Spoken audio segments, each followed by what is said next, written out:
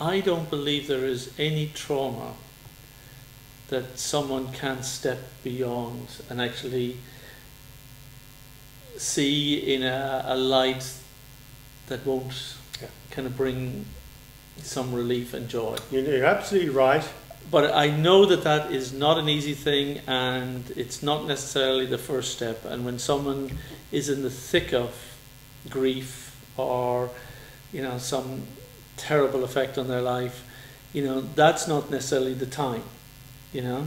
And sometimes we have to kind of deal with it.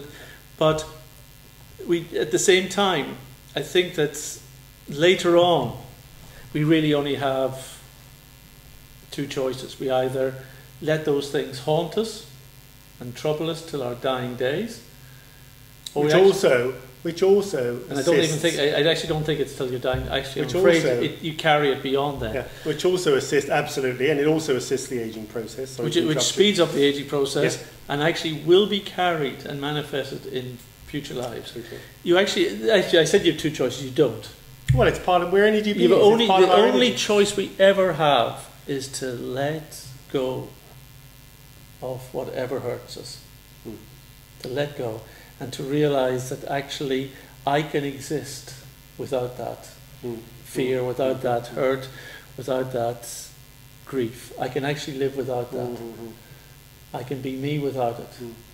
But I do think to enable that process of letting go or releasing to take place, you do need to get in touch with the feelings. It's not the trauma, it's not the event, it's the feelings associated with that trauma and the event. No, you're right, because you need to. But it's always that, because the trauma is non-existent now.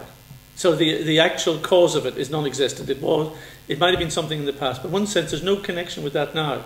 The only connection you have with that are the feelings you carry. Exactly. But so yes, you absolutely do need to kind of but what we access, do is we suppress those feelings. Yeah, but I don't think we should be suppressing them. I think that we have to recognize that we are feeling those feelings, but then I think we have to, at a certain point, in very simple terms, let go. And we just have to understand, I do not have to feel those feelings anymore. There's actually nothing happening to me now that in any way says I should feel those feelings. Something, I might think something happened to me in the past, but why am I still carrying the feelings that, from the past? What is it about in my current circumstances that says I should feel those feelings? If it was just today, would I, if my life just began today, would I be feeling those feelings? No. Because there's nothing in my life today that would cause those feelings. So why do I have to worry about something that I felt yesterday or 10 years or 50 years ago? My life can begin today. My new feelings can begin today.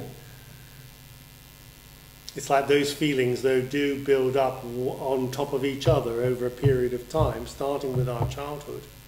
I mean, we'll come back to this because I think it's a very important point. That, like Michael Brown, for example, says that everything, all the emotional stuff that we carry throughout adulthood and indeed before that, actually occurred during the ages of 0 and 7. Everything. All those emotions actually were taken on at that particular time, and every emotion we've experienced since is just like building up the layer, anger on anger, guilt on guilt. I mean, not necessarily those emotions, but you know what I'm saying? And it becomes like a string of pearls, and it's only if you break the string and all the pearls come off, right? But it's not easy to do that when they're sort of building up and up and up and up. I think it becomes harder to do when we associate the hurt I'm feeling with love. Yes. Because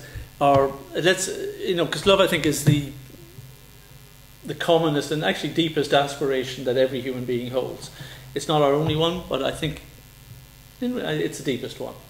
So somehow or other, often the hurt is with our vision of love in our life. We've often been hurt because of lack of love, and we're defining our whole kind of lovableness on these traumas, and we Totally. can't let it go. Totally. Or if it's grief, you know, if it was a child that died, you never get over that in one sense, you know, and I know that, because you can't let go of the love that you feel. Mm. So, but somehow or other, what we have to do is say, no, I still feel the love, but I don't have to have the grief. Mm. I've still got the love. That's the feeling I have today. That's the feeling I choose to continue with today. Because there is nothing, in my life today, I still have the cause for that love. Mm. That feeling I always felt for my child, say, I still have today. I never let that go. And therefore my love will continue. The grief that I had then, that I can let go. Now that can't be done immediately, but at some point along the journey, we will need to kind of feel that we can enjoy the love, or not enjoy, but you know, we can allow ourselves to experience and bask in that love.